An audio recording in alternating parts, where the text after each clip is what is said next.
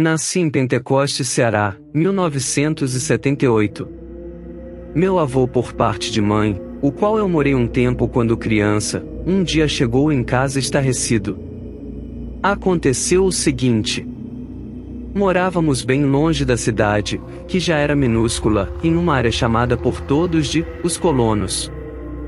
Certa noite, voltando da cidade, pois só lá tinha algumas mercearias e bodegas, já tarde da noite pois meu avô trabalhava na roça até escurecer, ele vinha na estrada de terra montado em um cavalo branco que ele tinha, fiel companheiro e muito manso.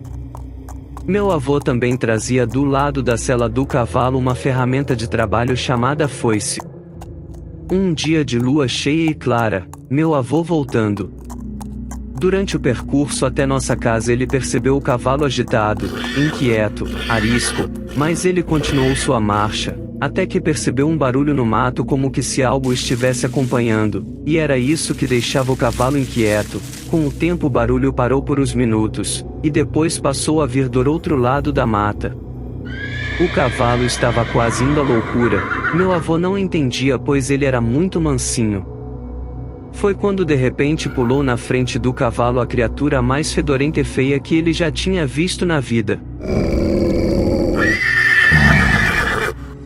Meio homem, meio algo parecido com lobo ou morcego, peludo, enormes garras e pernas alongadas. O cavalo empinou e meu avô caiu para trás, assustado, com medo e despreparado.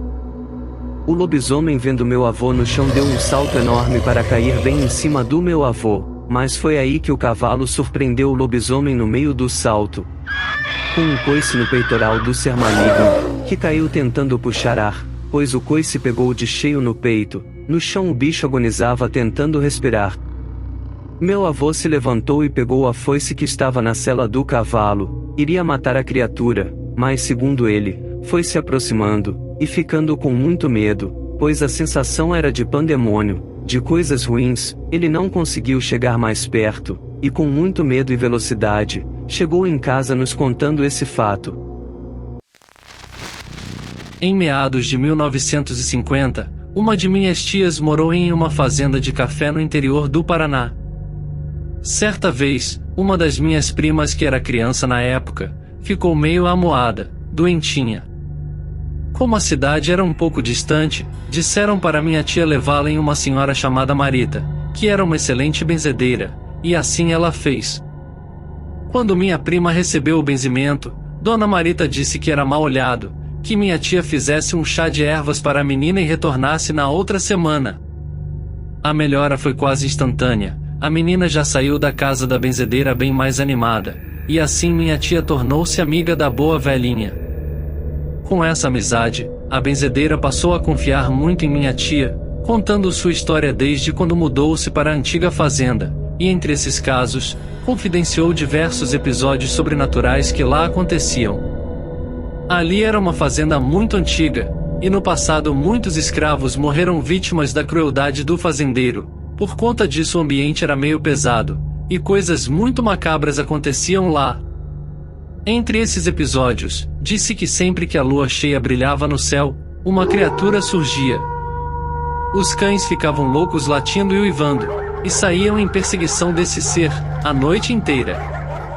Durante a fase de lua cheia ninguém conseguia dormir em paz, pois ouviam grunhidos desse misterioso animal, rolando nas fezes do chiqueiro dos porcos e também no galinheiro.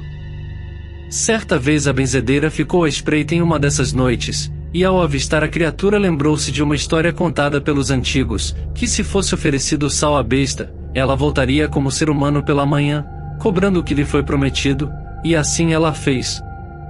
No dia seguinte, um homem de meia idade, magro e pálido, apareceu em sua porta pedindo sal. Era um sujeito que morava na fazenda vizinha e também trabalhava em lavoura de café. Ela gelou, quase desmaiou, mas cumpriu o trato. A benzedeira comentou que o conhecia de vista, pois em algumas oportunidades ele participou de mutirão para capinar o cafezal, prática muito comum naquela época, onde os fazendeiros matavam um novilho e serviam um farto almoço aos participantes convidados de outras fazendas, que ajudavam a roçar o mato da plantação.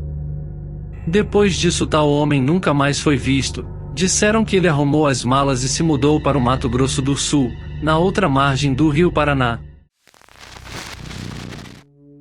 A história que eu vou contar aconteceu comigo na minha pré-adolescência.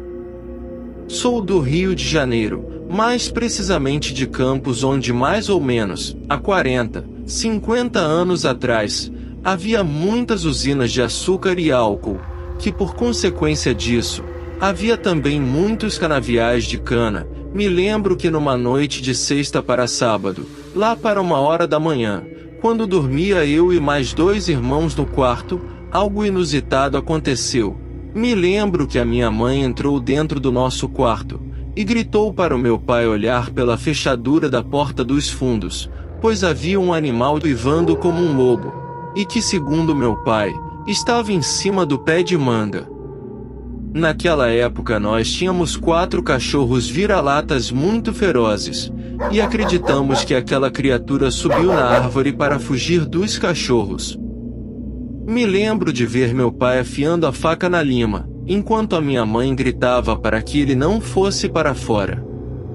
Acredito que de alguma forma aquela criatura conseguiu sair do quintal, até que por alguns minutos cessaram os latidos dos cachorros. Logo pela manhã, vimos pegadas horripilantes de formato de pé de porco, onde tiramos a prova que não poderia ser outra coisa que não fosse lobisomem.